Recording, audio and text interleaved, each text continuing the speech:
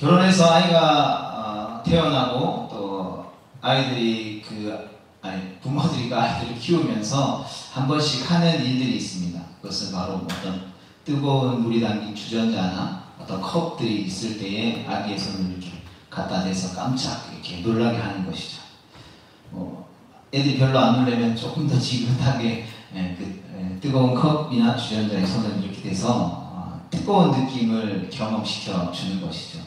그러니까 아이에게 이것은 뜨거운 물이다. 뜨거운 물은 위험한 것이다 라는 것을 알려서 앞으로 뜨거운 물에 대지 않기를 바라는 마음으로 하는 행동입니다.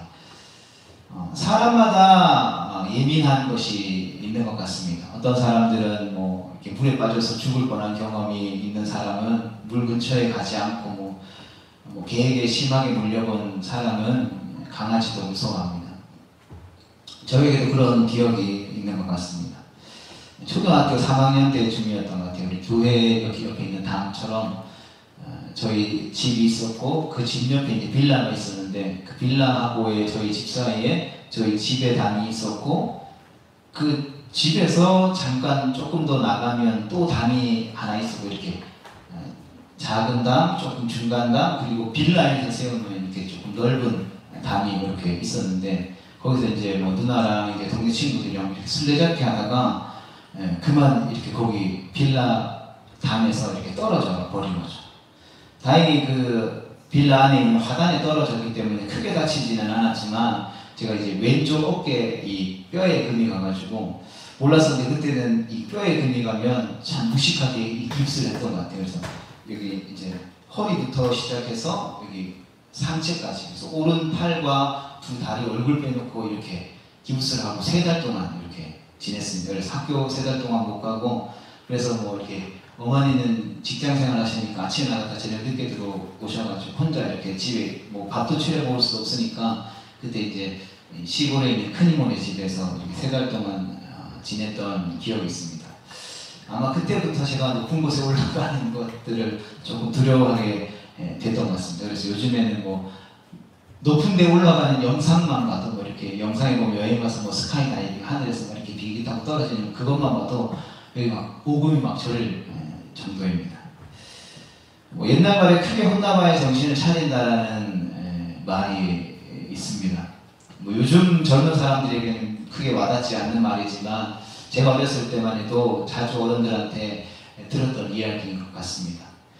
사람에게 경험만큼 확실한 것이 없다는 뜻이죠. 누군가 옆에서 아무리 말해줘도 모르는 일, 결국엔 내가 직접 경험하지 않으면 절대로 모르는 일이 있다는 거죠. 그래서 경험이 필요한 것 같습니다. 사람은 그냥 자라나지 않잖아요.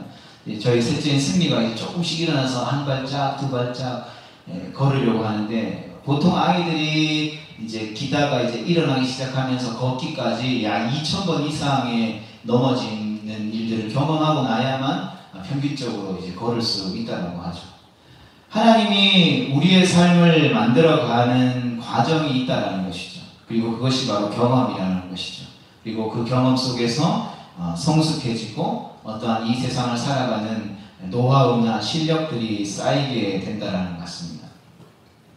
우리가 인생의 고속도로를 타고 직진해서 그냥 이렇게 천국으로 바로 직진해서 꼬리날 수 있으면 가장 좋겠지만 하나님께서는 우리의 인생을 직진해서 꼬리 나도록 하지 아니하시고 돌아서 가게 하시는 것 같아요. 어떤 사람들은 롤러코스터와 같다라고 인생을 표현하기도 합니다. 그러면서 이 돌아가는 그 여정 속에서 여러 가지 경험들을 하게 되는 것이죠. 왜냐하면 인생길을 가는 것만이 중요한 것이 아니라 그 인생길을 걸어가면서 우리가 자라가는 것, 이 성경적인 용어로 치면 성화되어져 가는 것, 중생되어져 가는 것, 하나님을 닮아가는 하나님의 백성으로 거룩해지는 과정들이 우리의 인생에 있어서 매우 중요하기 때문이라는 것이죠. 군대에 가보면 특정 다수의 인원들이 이렇게 모이게 되잖아요.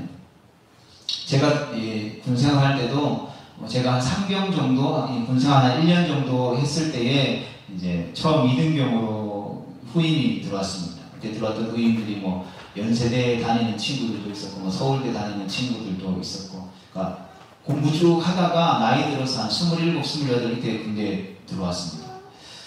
그런데 그렇게 뭐 우리가 생각할 때 연세대, 뭐 고려대, 서울대 뭐 이런 서울에 있는 유명한 대학에 다니면 다 똑똑할 거라고 생각하잖아요. 근데 군대에 처음 들어오면 뭐 연대생이나 뭐 지방에 전문대 다니는 친구들이나 뭐 다 똑같다라는 거죠. 소위 말해서 바보가 되는 거죠. 소위 군대용어로 어리버리하다라고 표현하는데, 이 아이러니하게도 뭐 많이 배운 사람이나 적게 배운 사람이나 뭐 힘이 있는 사람이나 능력 있는 사람이나 모든 사람들을 막론하고 이 2등병 짝대기 하나 달고 있을 때에는 누구나 다 어리버리하다는 거죠. 그런데 그렇게 어리버리하는 친구들이 1병이 되고 3병이 되고 병장이 되면 이제 여유가 생기고 눈빛이 달라지는 거죠. 소위 이 짬밥이라는 것이 이렇게 놀라운 것을 보게 됩니다. 이제까지 내가 먹은 밥그릇의 수가 중요한 것도 그것이 그냥 먹는 것이 아니기 때문인 것이죠. 그 밥그릇을 먹어가면서 때로는 혼나기도 하고 때로는 경험하기도 하고 배워가기도 하면서 실력이 쌓여지는 거죠. 경험치가 쌓여진다는 것입니다. 하나님 우리의 인생을 이 뺑뺑이 돌리실 때가 있다는 것이죠. 뭐 우리는 좀 돌아가지 않고 빨리 직진해서 가면 좋겠지만 하나님은 우리가 하나님을 닮아가게 하기 위해서 우리를 둘러가게 하신다는 것이죠. 그런데 우리가 그것을 싫어하지만 결국에는 그것들을 통해서 우리의 실력 또한 자라나게 된다는 것이죠. 그러니까 하나님이 부르신 인생 속에서 사람들을 아우르며 살아갈 수 있는 실력이 생기게 된다는 것이죠. 그것이 하나님이 우리에게 원하시는 인생이라는 것이죠. 경험하는 것은 그래서 참 좋은 것 같습니다. 그래서 경험에는 하나님이 시키시는 경험이 있고 내가 만드는 경험이 있다는 것이죠. 반드시 경험으로 배워야 하는 것은 하나님께서 경험시키신다는 것입니다. 본문 17절 말씀에 보면 이렇게 기록되어 있습니다. 여호와께서 이 큰 물고기를 예비하사 요나를 삼키게 하셨으므로 요나가 밤낮 3일 물고기 뱃속에 있으니라. 아멘. 만약 요나가, 우리가 계속해서 요나의 이야기를 살펴봤는데, 만약 요나가 자신을 물에 던지는 던지면 풍랑이 잠잠해질 거라고 말하는 대신에 하나님 앞에 그 자리에서 즉시로 하나님 제가 잘못했습니다. 제가 니느웨로 돌아가겠습니다. 하나님의 뜻을 따르겠다라고 했으면 어떻게 됐었을까요?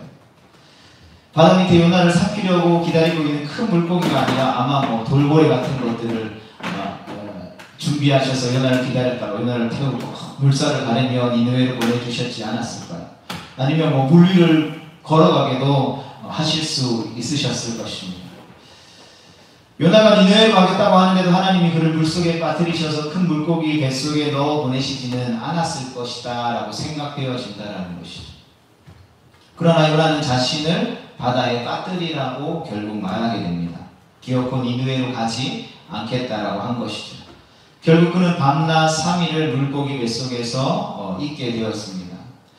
하지만 그가 물에 퉁덩 빠지는 순간 물고기가 요나를 삼킨 것은 아니었습니다. 요나의 2장 말씀을 보면 그것을 알 수 있죠. 요나가 물고기 뱃속에서 이렇게 기도합니다. 2절과 3절입니다. 이르되 내가 받는 고난으로 말미암아 여호와께 불러 아뢰었더니 주께서 내게 응답하셨고 내가 수월의 뱃속에서 부르짖었더니 주께서 내 음성을 들으셨나이다. 주께서 나를 깊음 속 바다 가운데에 던지셨으므로 큰 물이 나를 둘렀고 주의 파도와 큰 물결이 다 내 위에 넘쳤나이다. 아멘. 요나가 자신이 수월의 뱃속에서 부르짖었다라고 말합니다. 성경에 나온 수월은 음부고 지옥을 의미하죠. 그러니까 요나가 물에 빠졌을 때에 마치 지옥에 던져진 것 같은 느낌을 받았다라는 것이죠. 그는 바다에 빠지자마자 바닷물을 마시고 거의 뭐 죽을 것 같은 고통을 겪다가 죽기 일보 직전에 물고기 뱃속에 들어갔다라는 것이죠. 그러나 물고기 뱃속에 들어갔다라고 해서 과연 요나가 이제 살았다 좋아했을까요? 그렇지 않을 것입니다. 뭐 우리가 물고기 속에 들어가 보지는 않았지만 뭐 생선을 사기 위해서 물고기 뱃속을 가르는 것들을 보면 그 뱃속에 뭐 끈적끈적한, 뭐 크기는 다르겠지만 내용은 똑같겠죠. 끈적끈적한 느낌의 위에가 역겨운 냄새와 소화가 대담한 물고기와 함께 막 뒤범벅이 되어 끔찍한 시간을 보냈을 것으로 예상됩니다. 그러나 그런 경험을 했기 때문에 요나서 2장에서 요나의 기도가 이제 시작되어지는 것이죠.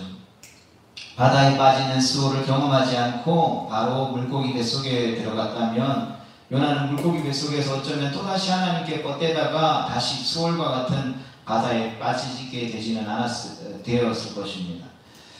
하나님은 요나에게 필요한 경험을 하게 하셨을 것이다라는 것이죠. 그러니까 요나가 바다에 빠져서 물고기 뱃속에 들어가기 전에 수호를 경험하지 않았다면 큰 물고기 뱃속과 바다 사이를 아무리 왔다 갔다 한들 그의 고집이 꺾이지 않았을 것이다라는 것이죠. 그래서 확실한 어쩌면 한 번의 경험이 중요한 것 같습니다. 3절에 보면 이렇게 표현되어 있습니다. 주께서 나를 깊음 속 바다 가운데 던지셔서 큰 물이 자신을 불렀다라는 표현이 나옵니다. 하나님이 자신을 던지셨다라는 것이죠. 그런데 누가 그를 던졌습니까? 요나 자신이 자신을 바다에 던지라고 했고 이방인들이 그를 바다에 들어 던졌죠. 그러니까 하나님은 그를 던지실 생각이 없었다라는 것입니다. 하나님은 그가 회개해서 니느웨로 돌아가기만을 기다리셨다라는 것이죠. 그런데 끝내 요나가 바다에 빠지자 그 순간 하나님께서 요나를 붙잡아서 바다에 집어넣으셨다라는 것이죠.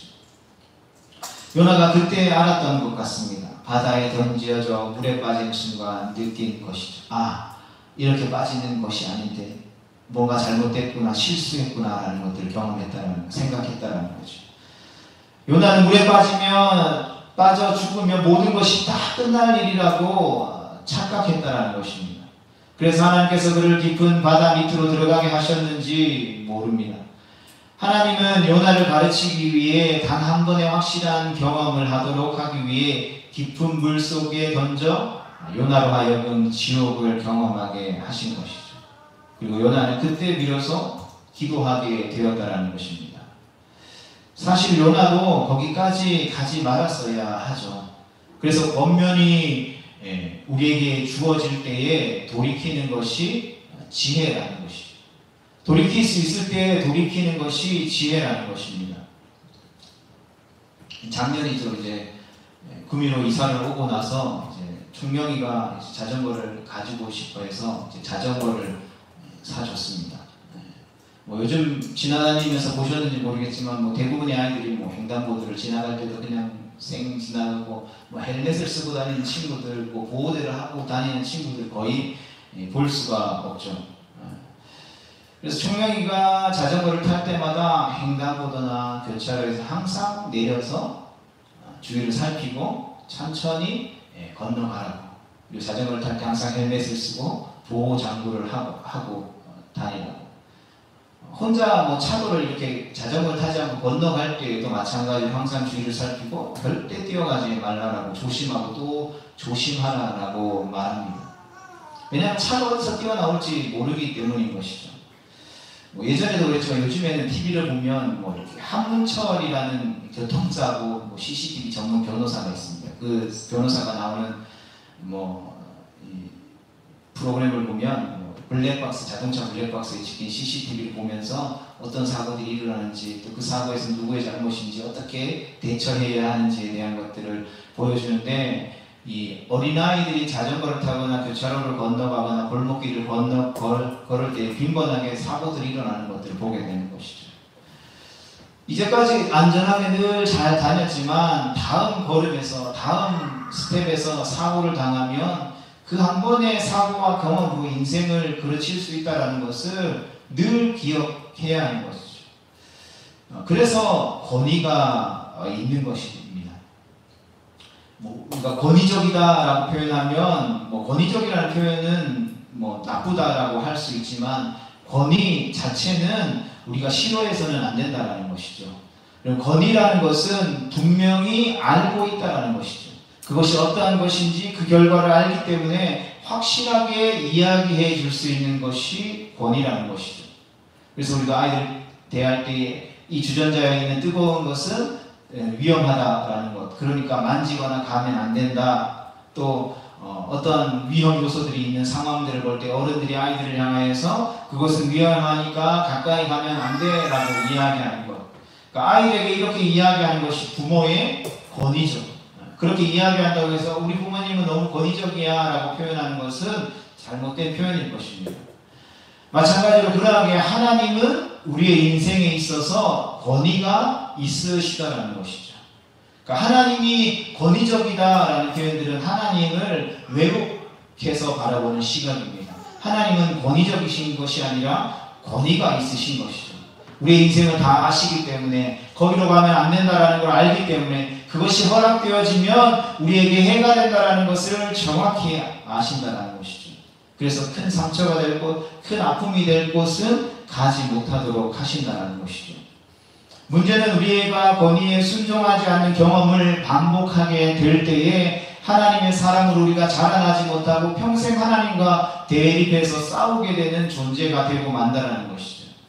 그렇기 때문에 하나님은 요나를 다루실 때에 단 한 번의 확실한 경험을 통해서 다루시기를 원하셨다라는 것입니다. 내 기질이 그런 기질이야? 그러면 내가 그 기질을 연단시켜 주겠다 말씀하시는 것이죠. 3절에 나오면 요나는 하나님이 보내신 바다와 큰 물결이 자신을 덮쳤다라고 했습니다. 그러니까 순간 자신이 하나님의 눈앞에서, 주님의 눈앞에서, 손앞에서 쫓겨나는 느낌을 받았다라는 것이죠. 그러니까 요나는 하나님의 말씀을 받기 위해, 증거하기 위해 부름받은 선지자였기 때문에 그의 삶에 있어서 하나님과의 단절은 그가 경험해 보지 못했던 것이라는 것이죠. 그러나 요나가 바닷물에 빠지는 그 순간 하나님이 요나의 기질을 바꾸기 위해서 단 한 번 그 깊은 수월 가운데, 지옥 가운데로 빠뜨리시는 그 경험을 통해서 요나는 자신이 주님의 눈앞에서 쫓겨나는 느낌을 받았다라는 것입니다. 4절 말씀입니다. 내가 말하기를 내가 주의 목전에서 쫓겨났을지라도 다시 주의 성전을 바라보겠다 하였나이다. 아멘. 배 밑에서 자고 있을 때에 느꼈던 영적인 침체보다 더욱더 깊은 영적인 단절감을 요나가 느꼈다라는 것이죠. 하나님께서 자신을 버리시기로 작정하셨다라는 느낌을 강하게 받았다라는 것입니다. 여러분 생각해 보십시오. 하나님께서 요나를 죽이기로 작정하셨다면 굳이 이런 고난들을 겪게 하실 필요가 없었다라는 것이죠. 그냥 빠뜨려서 그냥 죽여버리시면 그만이었다라는 것이죠. 요나도 그것을 느끼기 시작했다라는 것입니다. 그러니까 하나님께서 자신을 살게 하시려고, 자신을 바꾸시려고 그렇게 하신다라는 것을 알고 주의 눈앞에서 쫓겨나는 것 같은 그 영적인 단절감을 느끼는 그때에 다시 요나가 주님을 바라보겠다라고 고백하는 것이죠. 주님의 얼굴을 피해 맨 밑으로 내려가서 깊은 잠에 들어버렸던 요나가 바다 밑바닥까지 내려가 죽을지도 모르는 그때에 다시 주님을 바라보겠다라고 마음먹게 되는 이 경험이 요나에게는 은혜로 다가오게 되었다라는 것입니다. 우리 하나님은 무서운 분이십니다. 하나님은 우리가 단절감을 느끼다 못해 더 깊은 것도 느끼게 만드시는 분이십니다. 바닥을 칠 만큼 내려가게 하시는 분이시다라는 거죠. 성경에 기록되어 있는 5절에 6절에 기록되어 있는 것처럼 빗장을 실려서 땅을 가둘 것처럼 막으시는 것이죠. 하나님께서 마지막까지 요나를 푹 절이시는 것입니다. 김치를 담그려면 배추를 소금에 이렇게 절여야 되잖아요. 그래야 숨이 죽어서 이 배추가 나긋나긋해지죠. 나긋나긋해져야 잘 절여져야만 맛있는 김치가 되잖아요. 그래서 우리의 신앙생활도, 우리 인생도 어쩌면 나긋해져야 좋은 것 같습니다. 말도 또 행동도. 어쩌면 우리는 나긋나긋해져야만 하나님과 같이 갈 수 있는 것 같습니다. 이제는 완전히 끝났다고 생각할 만큼 요나가 푹 절여졌을 때에 물고기가 와서 요나를 삼켰고, 거기서 요나는 이제 기도하기 시작합니다. 본문 2장 1절 말씀에 보면 요나가 물고기 뱃속에서 그의 하나님 여호와께 기도하여 라고 말씀하고 있습니다.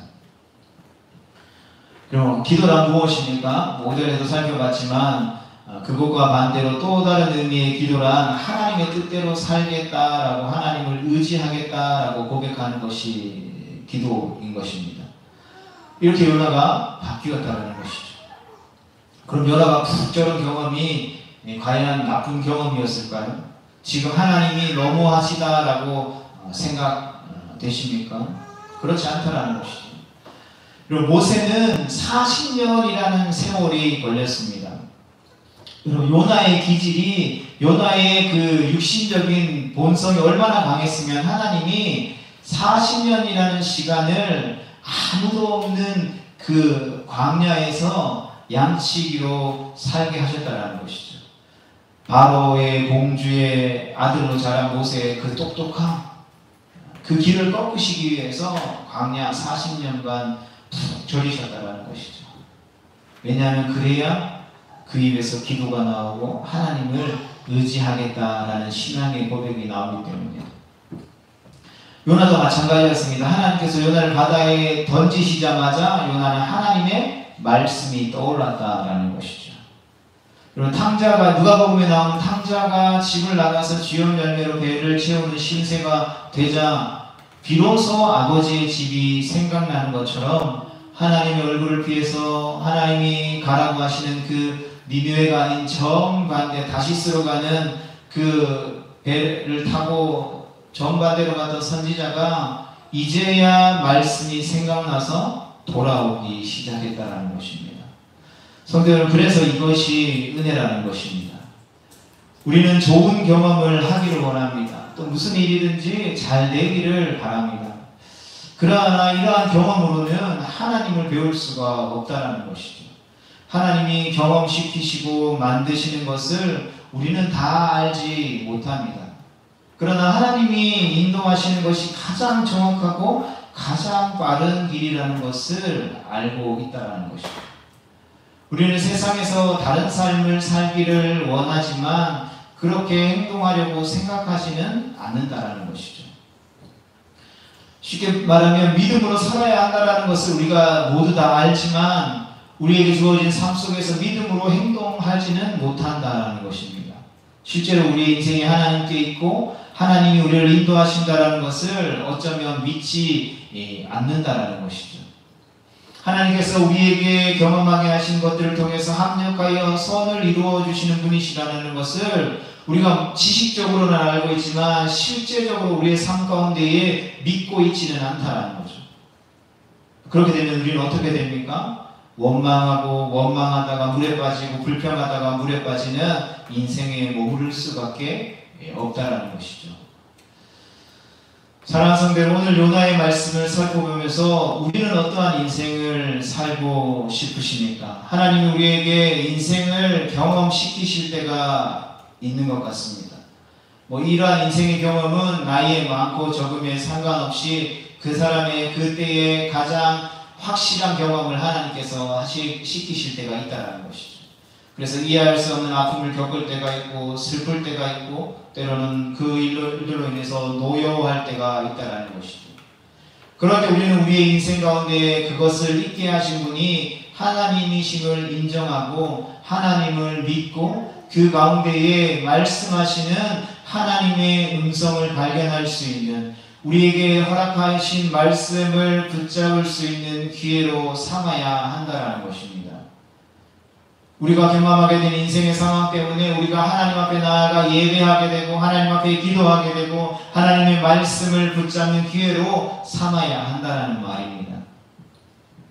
요나는 바다 맨 밑바닥까지 내려갔을 때에도 하나님을 놓치지 않았습니다. 아니, 반대로 그 절망적인 상황 가운데에 말씀을 붙잡는 기회로 삼았다는 것이죠. 그리고 그 상황 때문에 말씀을 떠올리게 되었고 하나님 앞에 기도하게 되었다는 것입니다. 바로 그것이 요나가 주님 앞으로 다시 돌이켜서 나아갈 수 있는 힘이 되었다는 것이죠. 그래서 경험은 우리에게 있어서 좋은 경험, 나쁜 경험 구분하는 것이 아니라 모든 경험은 좋은 것이라는 것이죠. 우리의 인생에서 가장 아픈 순간이 나를 만들고 내 인생에서 가장 복되다라고 여기는 순간이 어쩌면 나를 타락시킬 수 있다는 것입니다. 우리가 이 점을 기억할 수 있기를 축복합니다. 그리고 하나님이 우리의 인생 가운데에 함께 하셔서 우리의 인생을 든든한 믿음의 반석 위에 세우실 것을 믿으시기를 바랍니다. 그리고 그 하나님이 실수가 없으신 신실하신 하나님이시라는 사실들을 기억하며 우리의 평생에 함께 하시는 그 하나님을 의지하며 나아갈 수 있기를 주님의 이름으로 축복합니다. 때로는 지금 그리고 이전의 삶 가운데 그리고 앞으로 우리에게 주어질 삶 가운데에 우리가 이해하지 못하는 그 과정 가운데 있고 어려운 문제와 환경 속에 있다 할지라도 우리 하나님은 이 과정과 또 이 경험들을 통해서 우리를 더욱더 멋진 하나님의 걸작품으로 만들어 가실 것입니다. 이 믿음의 확신 가지고 우리에게 주어진 모든 삶의 자리에서 그 경험 속에서 하나님의 말씀을 붙잡는 기회로 삼고 하나님께 더 가까이 나아갈 수 있는 우리 모두가 되어질 수 있기를 주님의 이름으로 축복합니다.